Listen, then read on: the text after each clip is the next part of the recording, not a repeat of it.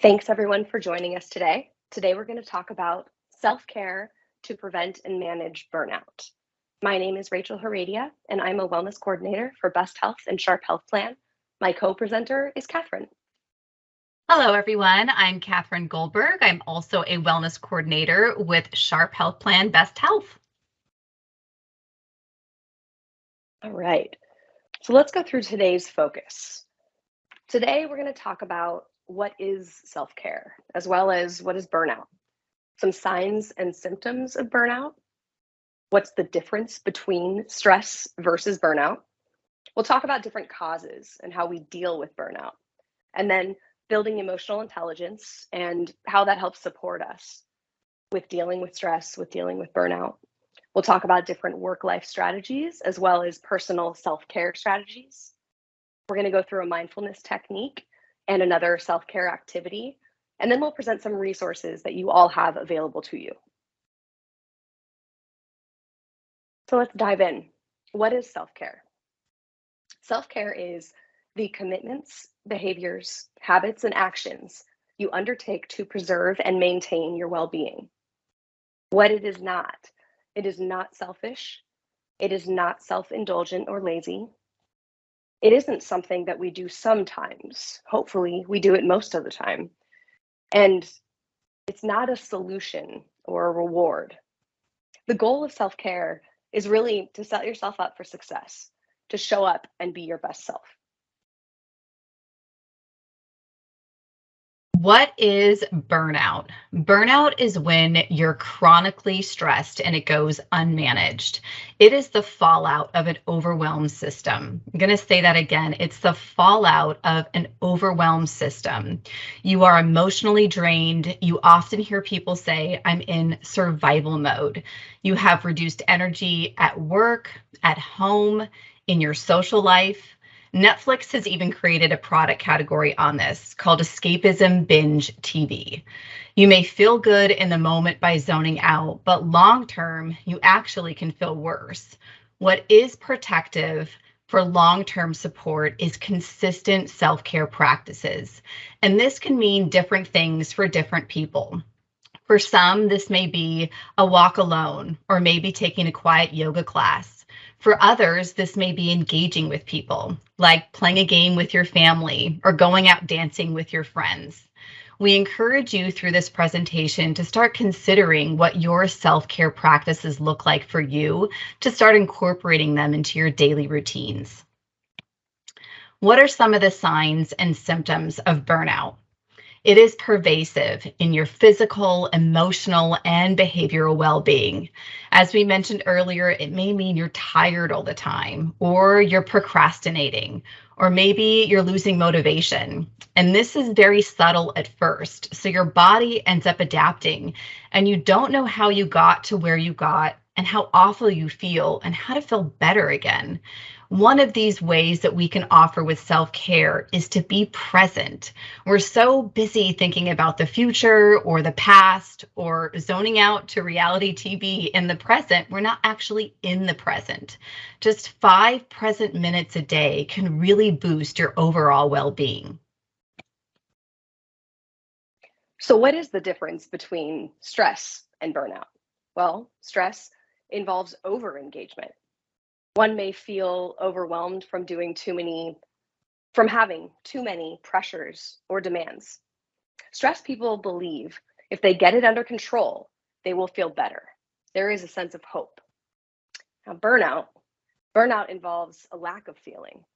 One may feel empty or mentally exhausted. There isn't really motivation to care about much. Burned out people often do not see hope of change in their situation.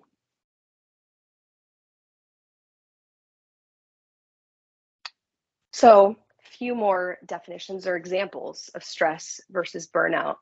Stress can be characterized by overengagement, whereas burnout is by disengagement.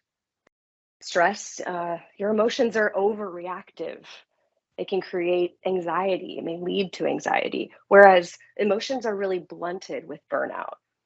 There's a loss of motivation, a loss of hope, may lead to detachment or depression. Specifically, I want to highlight the primary damage from stress is physical, yet the primary damage from burnout can be emotional. Stress may shorten your lifespan. Burnout may make life not really seem worth living. Burnout is a global problem. This chart illustrates from the Harvard Business Review the responses from 1,500 people. And to highlight a few, 89% said their work life had decreased, and 85% said their well-being had decreased as well. These statistics show that we are not alone, and it is the human condition to feel highs and lows. But when we're low and we're stuck, how do we get unstuck? One self-care practice tool that we can offer you is to take inventory of your current state of being. And this means to really focus on the language to define how you're feeling so you can best ask for that help from another person. So instead of saying, I'm just fine, or I'm just really busy right now, take pause and maybe perhaps say, I am overwhelmed and I'm exhausted. I need help with childcare and getting better sleep. Can we come up with a plan to help improve this for my well-being? If you're interested to learn more about mapping meaningful connection with the language of the human condition, we recommend Dr. Brené Brown's book on Atlas of the Heart. What are some of the causes of burnout? Depending on the season, this can be in one place, a few, or everywhere. Maybe it's work related and you have high job demands, or it's lifestyle. You're just taking on too many responsibilities. Or maybe it's a personality trait and you have a type A personality. Knowing where the causes are with burnout, what can we do about them? Some of them are internal and we can directly make a difference. Others are external factors and we can indirectly make a difference. So for example, if it's internal, this may mean delegating tasks better to your partner, or setting better boundaries for yourself, for your friends, and your family. For something that's external, this may mean you have a parent that has dementia, or maybe you have work responsibilities that you just can't change. How we react to situations and what we do on our downtime in these instances can really make a difference with how we can better regulate. Research has shown that spending some time in creativity every day can really improve your overall well-being. So consider doodling or playing a game throughout your day to make a difference in this area. So now that we've talked about different causes for burnout, let's talk about a few strategies on how to deal with it. There are many consequences of burnout, including drop in productivity, frequent illness, severed relationships, and really a decrease in overall well-being. So there's one approach that can help, and we call this the 3R approach. It is recognize, reverse, and resilience. So recognize, what are the warning signs of burnout that we've discussed, and how can you watch for those just to build awareness around that if you feel or see yourself starting to move from that stress to more of a burnout experience? Reverse, undo the damage by seeking support. Catherine mentioned this earlier. Don't be afraid to ask for help. It's okay, and it's really important to do so. And then resilience. Build resilience by taking care of your physical and emotional health. We'll talk a little bit more about some different resources that can help support you with self-care. So let's see how emotional intelligence fits into this. Self-management. Control impulsive feelings and behaviors. Manage emotions in healthy ways. Take initiative. Follow through on commitments and adapt to changing circumstances. All of these sound really great. So as we build our emotional intelligence, it will help us learn how to self-manage better and do all those things that I mentioned. In addition to that, building emotional intelligence helps build self-awareness. It'll help us to recognize our own emotions and how those emotions affect thoughts and behaviors. It'll help us to learn our strengths and our weaknesses and to maintain a high level of self-confidence regardless. It also helps us to build social awareness. So understanding the emotions, the needs, and the concerns of those around you helps you to pick up on emotional cues. When you're self-aware, it also helps you to be more social aware. It helps you to feel comfortable socially, recognizing the power dynamics in a group or an organization, and being able to really engage with any type of group or organization. Emotional intelligence also helps us with relationship management. It'll help us to develop and maintain healthy relationships. It'll help us to learn how to communicate clearly, not just in our own language, but really how to communicate best to the audience we're speaking with. It helps us to inspire and influence others, work well in a team setting, and manage conflict so it's comfortable for all involved. As we've mentioned, self care preserves and maintains our well being, and everybody's self care does look different. However, there are some general tools that can apply to all of us. On the screen include some work life strategies and tips. And to highlight a few, one of them is to practice deep breathing. Short, shallow breaths means we're stressed. When we take deep breaths, this stimulates the parasympathetic nervous system to help us relax. Also, consider reframing your work. We all have high job demands. And sometimes when you take a step back and look at the invaluable role that you play on your team as well as in your organization, can make a difference on how you look at work in that perspective. And then lastly, practice gratitude. Those that express feelings of appreciation increase their mood elevators, dopamine and serotonin. So after this presentation, maybe send a thank you note to a coworker or to a family member. Personal self-care strategies. We often hear that exercise is great for our overall well-being. We encourage you, though, to reframe exercise as to what feels good than rather a personal best record or a number on the scale. Maybe this is jumping on a trampoline or going surfing or maybe just taking a walk.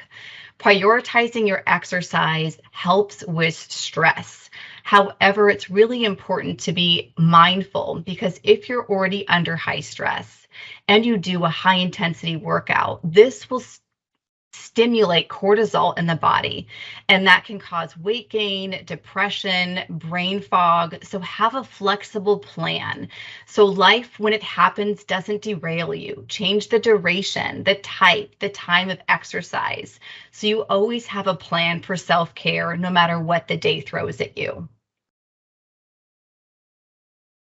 So, in addition to getting moving, a part of that is really that holistic approach, maintaining a healthy lifestyle, maintain healthy nutrition, reducing caffeine and sugar, as well as alcohol, cigarettes, and drugs, avoiding those altogether, really helps you to avoid those emotional swings that some of those may create. Taking a break from screen time, this can benefit you in many ways. It helps you to actually be mindful of how much news you're taking in. Could be good news or it could be not so great news, but maybe we can just make conscious decisions to choose what we let in. Taking a break from screen time can also really help you get enough good quality sleep. It'll help you fall asleep faster and stay asleep longer. My favorite is to practice joy. Do those things that bring you joy, that you love, those things you used to do when you were younger that you just naturally were attracted to. Bring some of those back. Bring back those things that brought you laughter and happiness. Another self-care strategy is to practice gratitude and compassion. These are proven to reduce anxiety and depression. Focusing on the positive can help make you more calm and more compassionate, both towards yourself and to others. So one strategy is to practice a gratitude journal. Maybe writing 3 things you're grateful for at the end of every day. Or the first thing in the morning, what are those things that you're grateful for that you're wanting to focus on throughout the day? You can also practice gratitude meditations. Later on, we're going to show you a few different resources that can help with guided meditations if you don't have your own. But even a few simple words of one or a few things that you're grateful for, repeating those in your mind, creating a mantra of gratitude can really help with that self-care. And don't forget, I mentioned this, but showing yourself and others kindness and compassion. Now we'd like to offer space for a meditation tool. Meditation is rather the flow of thoughts than the void of thoughts. This is an opportunity to access what's occupying your mind. Maybe there's something that's been bothering you for a while, or a loved one that you missed and you'd like to reach out to. All right, everybody, take a deep breath in and a deep breath out. And now we'll start the meditation tool. Mindful breathing. Close your eyes and rest your hands on your knees. Bring your attention to the touch of your body on your seat. Feel the weight of your body on your chair or cushion. Make sure that your back is straight and that you're comfortable.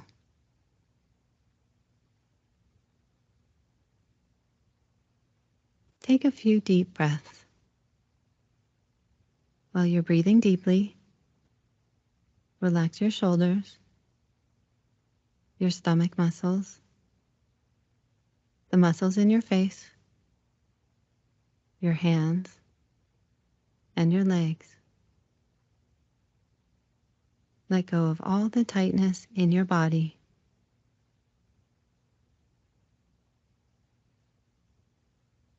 Now bring your attention back to your breath. Notice what it feels like as it enters through your nose, goes down through your throat, filling your lungs, and back out through your nose. Notice your stomach and chest rise and fall each time you breathe in and each time you breathe out. And just allow your breathing to be natural and relaxed.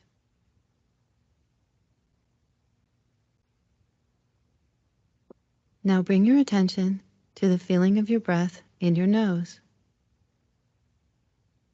Feel your breath as it comes in and goes out. Just focus on this sensation, paying attention to each time you breathe in and each time you breathe out. As you inhale, maybe your breath feels cool. And as you exhale, maybe it feels a little warmer.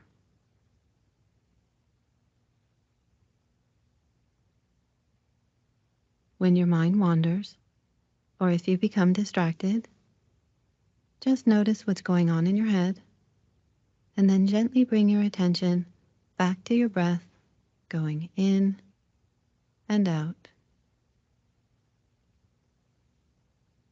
Focus on the feeling of your breath and allow thoughts and feelings to come and go in the background.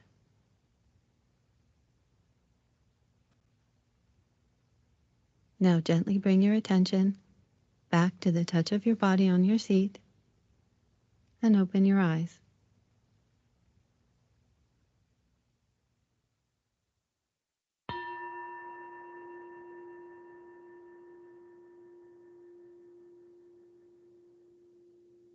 Now that we've taken a moment and pause with our thoughts, consider writing some of these down so after the presentation you can come back to them.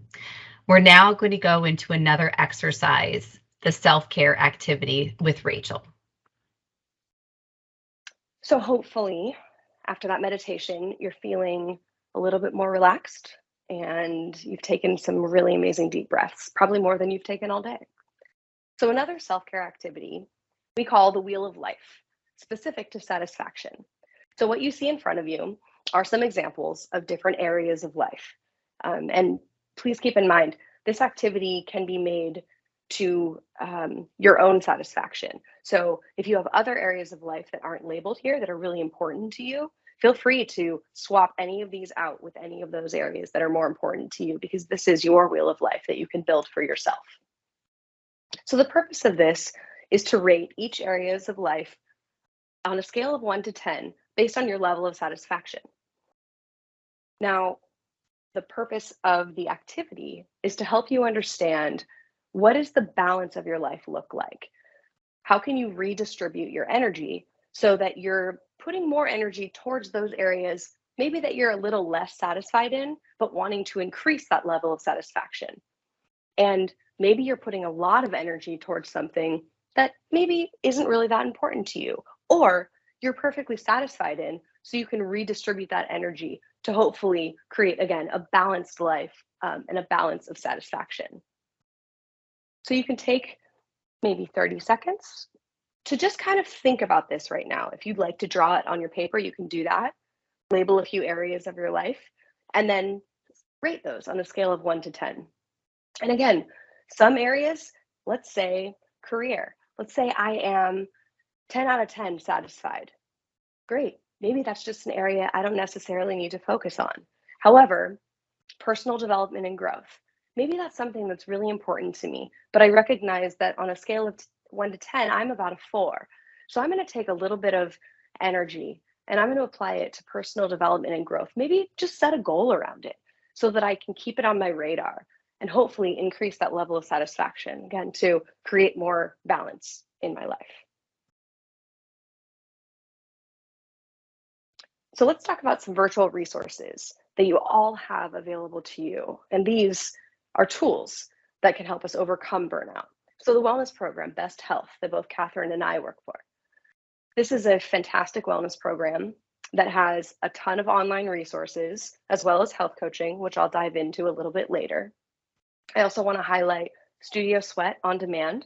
This is an on-demand program that has fitness classes, and all different types of fitness classes, thousands of them, anywhere from yoga to stretching to HIIT to strength to cardio, anything and everything that you could want to create more of a fitness regimen for you and your self-care.